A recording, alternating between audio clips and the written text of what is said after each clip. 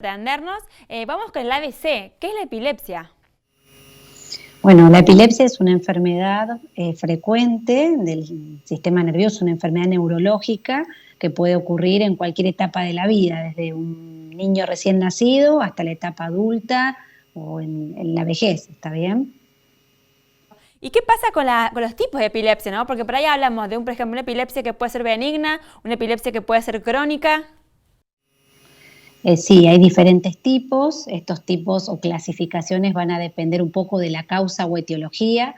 Hay algunas epilepsias que se manifiestan de forma espontánea y tal vez la causa es una causa genética o ya determinada y en un momento de la vida el paciente empieza con las crisis o convulsiones. Otras causas pueden ser secundarias a una situación, por ejemplo, una persona puede tener un evento vascular, una ACV, y va a quedar una cicatriz o una secuela y eso puede generar una irritabilidad y aparecer epilepsia como síntoma o signo de esa situación puntual.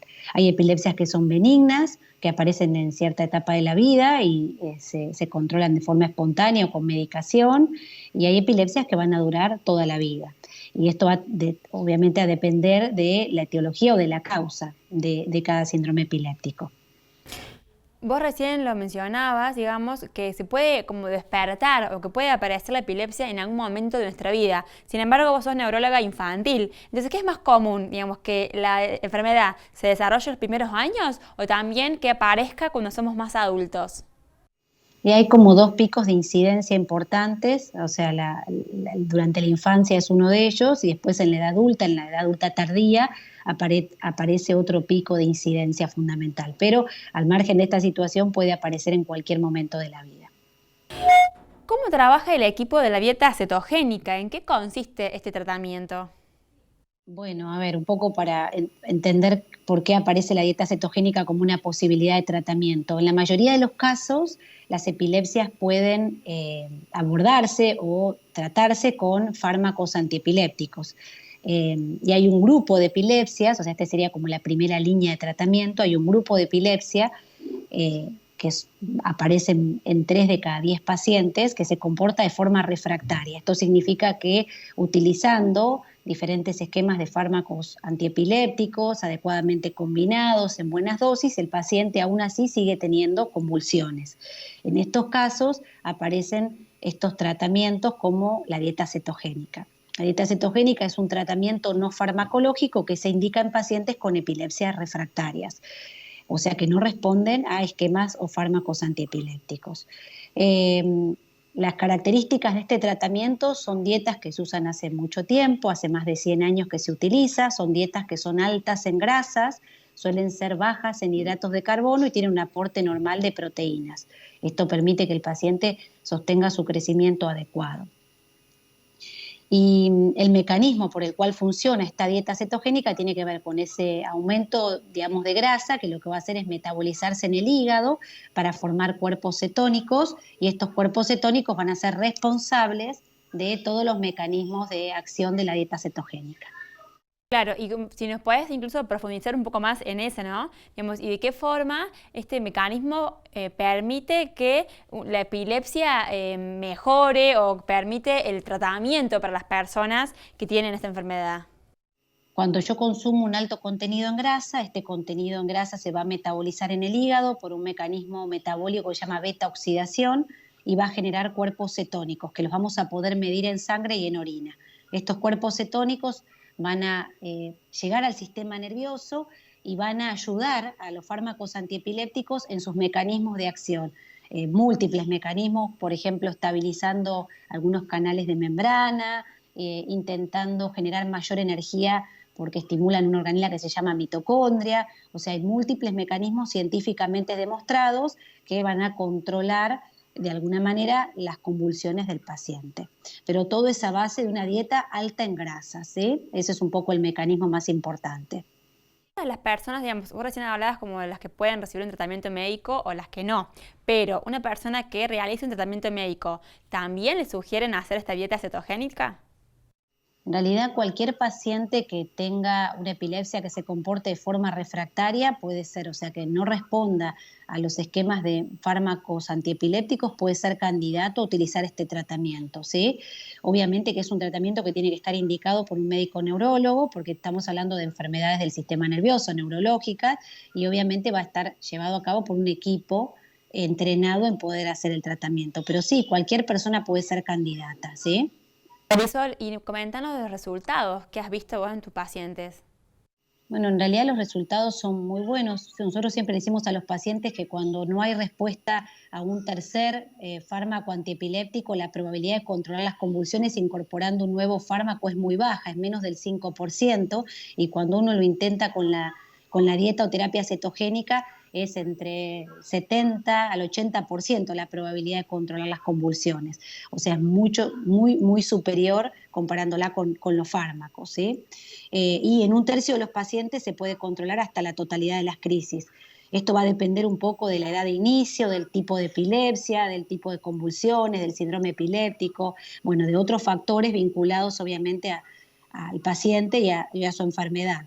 Pero los resultados realmente son muy buenos, es un tratamiento eficaz, es un tratamiento científicamente demostrado, esto nos permite utilizarlo con seguridad en el paciente y como les comentaba hoy, podemos utilizarlo a lo largo de toda la vida, desde un nene, un bebito recién nacido, hasta en la primera, segunda infancia, en la adolescencia, en la edad adulta, se puede usar, el paciente mejorar y después se puede volver a utilizar, digo, no hay limitantes en cuanto a esto. ¿Qué pasa, Marisol? Por ejemplo, en el caso de, siempre decíamos o se veía que la epilepsia era como una enfermedad que se escondía, había como muchos mitos. ¿Cómo están viviendo ahora las personas que tienen esta enfermedad? Bueno, creo que de alguna manera poder informar en el Día de la Epilepsia o en la Semana de la Epilepsia nos permite concientizar a la población en general. Es una enfermedad más, uno tiene que tener información como siempre para poder manejarse de la forma más correcta y adecuada. Eh, es una enfermedad frecuente, entonces uno tiene que tener la información necesaria y bueno, y de a poco creo que se está cada vez más llegando con la información a los chicos, en los colegios. Me parece que está habiendo mucho más información, no solamente, digamos, de la enfermedad, sino también de todos los tratamientos que se les puede ofrecer. Tratamiento, te pregunto también por el tema del aceite de cannabis, que bueno, muchas familias han manifestado a favor de poder usarlo justamente para el tratamiento de epilepsia de sus hijos. ¿Qué opinas al respecto? Opino que es el cannabis medicinal también es un tratamiento válido. Nuestros pacientes que están en dieta, muchos de nuestros pacientes también están recibiendo aceite de cannabis. En realidad hay algunos síndromes epilépticos específicos que se ven favorecidos por el aceite. Digamos, un poco la indicación va a tener que ver con el tipo de epilepsia y siempre tiene que estar obviamente indicado por un médico neurólogo, pero no tendría ninguna contraindicación formal para ser utilizado en forma simultánea con la dieta, ¿sí? Una piensa en la epilepsia y se viene la imagen de convulsiones, esta idea de la lengua que se va para atrás. ¿De qué forma qué síntomas hay o de qué forma se manifiesta la enfermedad? Bueno, primero decir que uno puede tener una primera o única convulsión en su vida y eso no es epilepsia, ¿está bien? Ese concepto es importante. Yo puedo tener una convulsión aislada y eso es un único episodio en toda la vida del paciente, o puede ser que estos episodios se empiecen a repetir en el tiempo y en este caso sí hablamos de epilepsia, ¿sí? Por definición. Eh, Hay diferentes tipos de epilepsia, una manera de manifestarse puede ser interrumpir una actividad, como quedarse ausente, eso se llama ausencia, otras puede ser con algún movimiento motor, como decías vos, sacudidas, de una parte del cuerpo, de todo el cuerpo, o sea, hay diferentes formas de manifestarse. La convulsión que todos conocemos, donde el paciente se sacude, ¿sí? Esa es digamos, tal vez la más conocida por la población en general, y en ese caso uno lo que tiene que hacer, si está frente a una situación donde un paciente está teniendo una convulsión, es obviamente asistirlo para asegurarlo, ¿sí? Hay muchos mitos con respecto a esto que la lengua puede obstruir la vía aérea, se puede ir hacia atrás, eso en realidad no suele suceder. Uno lo que tiene que hacer en el momento que está viendo al paciente con la convulsión es ponerlo en un lugar cómodo, seguro, si está parado o sentado, acostarlo, siempre le sugerimos a las personas que lo pongan de costado, porque a veces las convulsiones se acompañan de un vómito. Entonces, si el paciente vomita de esta manera, no tiene riesgo de aspirarse al pulmón lo que vomita, ¿sí? Desprender la ropa, o sea, para que se sienta más cómodo, no colocar nada dentro de la boca, porque el riesgo es que el paciente, como va a estar muy contraído, puede morder la mano de la persona que lo está asistiendo y yo puedo de esa manera también obstruir la vía aérea del paciente. Entonces no se coloca nada y algo que es importante es controlar el tiempo que lleva la convulsión, ¿sí? Porque si el tiempo se prolonga, uno va a tener que activar a la emergencia, o sea, llamar a una ambulancia o si estoy en la vía pública, bueno, lo mismo, ¿sí? Los eventos en la mayoría de los casos suelen autolimitarse, o sea, duran un tiempo y solitos se van a controlar, pero muchas veces cuando se prolongan es necesario administrar algún tipo de medicación para poder controlar ese episodio. Se habla, doctora, también de que no cualquiera puede tener epilepsia, sino que hay una predisposición. Pero ¿cuáles serían como las causas por las que aparece esta enfermedad? Hay diferentes causas, esta que vos contás es una causa genética, que significa que yo ya tengo de alguna manera la epilepsia en mi material genético, en algún momento de la vida voy a manifestar la enfermedad. A veces tiene que ver con factores, nada, como la edad o ciertas situaciones que van a ocurrir en la vida, situaciones de estrés que pueden hacer que la enfermedad aparezca, ¿está bien? No responsables directos. Cuando es de causa genética, yo ya tengo esa predisposición para tener la enfermedad. Otras causas pueden tener que ver con enfermedades metabólicas, enfermedades inmunológicas y en otras situaciones la causa no queda clara. Tal vez en este caso decimos que son idiopáticas porque no hay una causa que justifique lo que está sucediendo, ¿sí? Obviamente que es nuestra tarea, la de los neurólogos, encontrar la causa para poder de alguna manera ofrecerle el tratamiento adecuado al paciente, ¿sí? ¿Esta enfermedad puede desaparecer, doctora? En realidad puede controlarse y puede curarse, sí, así es. Lo último, y la dejamos ya seguir con sus actividades, ¿una persona podría morir de la epilepsia? A ver, en realidad puede morir si aparecen complicaciones vinculadas a situaciones con su epilepsia, ¿está bien?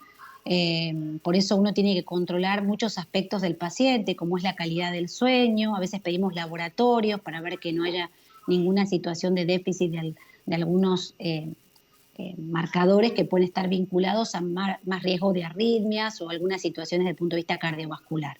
Durante el episodio, ¿sí? Es raro que esto suceda porque se van a activar mecanismos de autorregulación, entonces el paciente va a poder tener su crisis y de alguna manera continuar con sus signos vitales normales, ¿está bien? A veces puede vincularse a un paro cardiorrespiratorio o alguna situación de mayor complejidad, por eso es importante en estos casos una asistencia temprana, ¿sí?